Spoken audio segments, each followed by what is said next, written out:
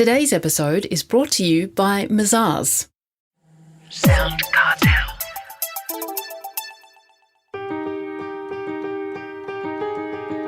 From SoundCartel, I'm Nicole Goodman, and this is Business Essentials Daily.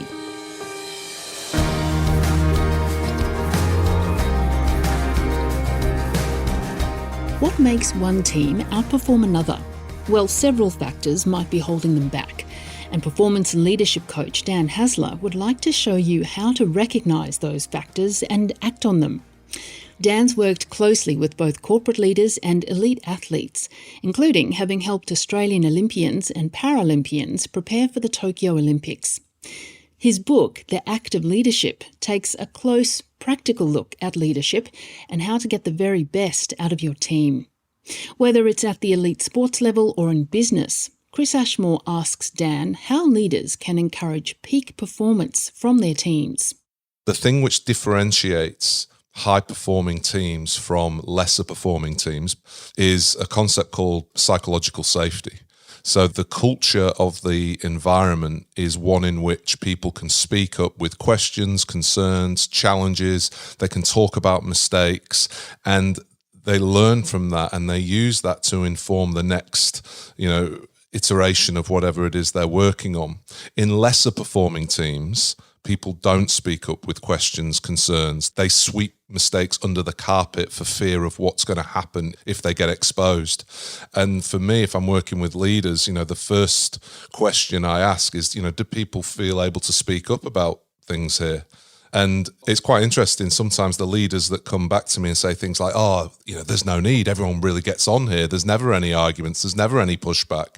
That for me is actually a bit of a canary in the coal mine, because people are seeing this compliance and silence as a sign that they're actually leading really well. And to be clear, they might be, but it might also be a sign that people don't feel able to speak up. And as a result, our exploration then is so what elements of their performance are suffering as a result of that? In your new book, The Act of Leadership, you say it isn't what you know, it's what you show. Can you explain? Yeah, so this came about actually because in the introduction of it, I talk about when I first, pitched my services, should we say, to a professional sporting team. And the coach of that team looked back at me and said, yeah, mate, I know all this. You're not telling me anything I don't know. And that was the end of the conversation, pitch failed, see you later. And what was really interesting was that in my reflection on this was, I know he knows it. Everyone I meet knows that you need to have your people on board when it comes to a change initiative. Everybody knows they need to have difficult conversations. What they don't know is how to do that, how to show up and do that. So I talk about leadership not as being something you know, but as something you show. And those leaders who are all in their head, who think they know it all, I argue as soon as you think you know it all, you've probably stopped leading, because part of leading is being doubtful, and questioning and critical of what's going on. And so constantly trying to learn, whether it's new skills, whether it's learn about yourself, but crucially, of course, learn about your people, learn about the people who you're leading, because when it comes to leadership, it's about them more than it is about you. How important is encouraging accountability within a team or organisation? Yeah, I think it's I'm not going to rank it necessarily as number one, but it's certainly right up there, yeah? I mean, the job of the leader, I think, is to create the conditions for others to be their best. And you can only be your best if you have that sense of agency, a sense of volition. Accountability, I think, has got a bad rap over time. It's seen as a negative. Oh, they're trying to hold me accountable. And it's like, you should be held accountable. I actually see it as a sign of disrespect if people aren't going to hold you accountable, if they're not expecting you to, rise to the occasion, if they're not expecting you to be capable of what it is we're asking you to do. So I actually think accountability is a really good thing. And I think when people have it in the right way, when it's not seen as a checkup or a compliance thing, I think that when people genuinely feel that they are accountable for their work, they tend to perform better. It's very much an intrinsic human desire to have this agency and volition over their work. So I think by encouraging it in the right way, you get better results. We hear from time to time, and there's research indicating that employees, by and large, are not fully engaged in the work they do. Why is that, do you think, and how can that be changed? Well, I think, so some of the research I could talk about in the book is research from Gallup, which look at all different workplaces across the world. And in Australia, what they actually find is more people are actively disengaged, i.e. they're causing strife, they're undermining, they're trying to get out of the place. More employees are actively disengaged than actively engaged in the workplace. And then the rest, this kind of like middle group, are kind of just sort of floating between the two, kind of, I'll turn up, I'll do my work. But if something better comes along, I'm off. And look, it's a really complex issue, I think, as to why people aren't engaged. But I think as leaders and as organizations, again, getting back to understanding that organizations are groups of people, they're tribes of people, and understanding that people have some fundamental requirements in order to authentically engage. And namely, they are, feeling like they belong. So feeling like the people around me have got my back. They're not going to stab me in my back. They're buying into something bigger than themselves so that they find purpose. How is their work impacting somebody else, or how is it impacting the world, if you want to go to a greater extent? And then within that, how much agency, as we mentioned before, and volition do they have in and around how they go about their work? Or are they just doing as they're told?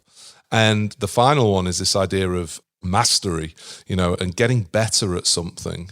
And it's quite an interesting one because a lot of the time struggle or hard work is kind of, it's got negative connotations around it. But actually, as humans, we love struggling at something so long as those other things are in place. People have got our back. We know why we're struggling, and we've got some agency in how we do that struggle. And this is one of the main reasons that games are so addictive. We give up games when they become too easy. So long as there's that struggle in there. I'm not talking complete, hitting a brick wall so you become frustrated and throw the phone at the wall because you can't crack the code or whatever. But what I'm saying is, knowing that you're being stretched, that you're extending yourself in some way. Again, so long as those other three things are in place, it's actually one of the most empowering, invigorating feelings you can have. That, oh yeah, I get it. I've done it. And then that then propels you onto the next stretch challenge. So, yeah, I think just really understanding the basics of self-determination theory, intrinsic motivation, and orientating our organizations to encourage that. Well, in the book you write the carrot and stick approach to leadership is wrong. Why? Because it runs counter to everything I've just spoken about. So if we've got a carrot and stick, so typically the carrots in organizations tend to be bonuses, they tend to be promotions, they tend to be car spaces, corner offices. And what happens there is you set up this pseudo competition, which all of a sudden means if I'm competing with my colleagues, then that sense of tribiness that I was talking about before, have you got my back, or are you going to stab me in my back? Well, if the carrot is tasty enough, I'm probably going to stab you in your back to get that car spot, to get that pay rise. And also we know that the bonuses, it's an age-old story, but everyone's seen it if you work in anything around sales where you get targets.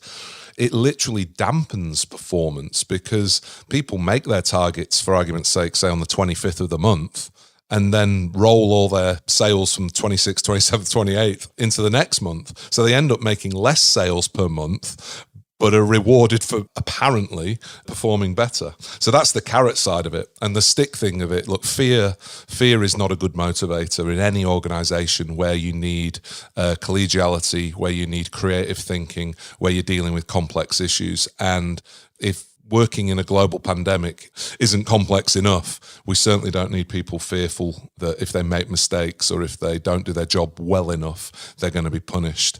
I'm not saying there aren't consequences. That's a very different kettle of fish, and that goes back to the accountability piece. But carrots and sticks, I think they should be consigned to the bin.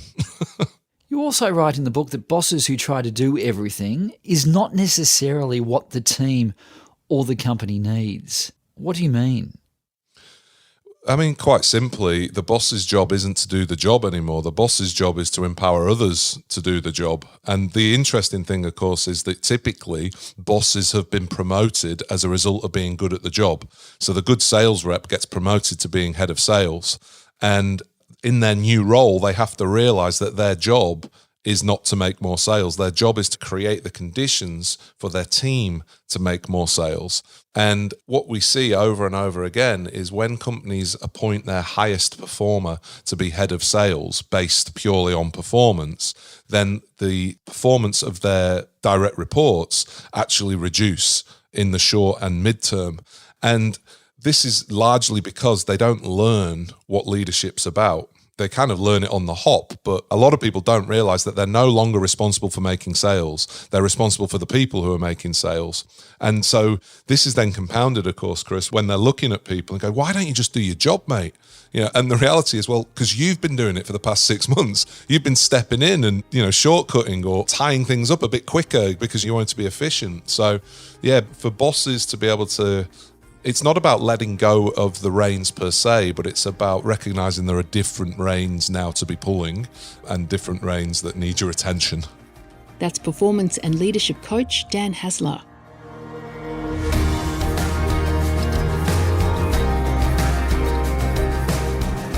This episode of Business Essentials Daily is produced by the team at SoundCartel. Thanks for listening. I'm Nicole Goodman. We'll bring you more Be Daily tomorrow. Follow @BE Daily Podcast across social media and head to bedaily.com.au for more from the Business Essentials Daily podcast. SoundCartel.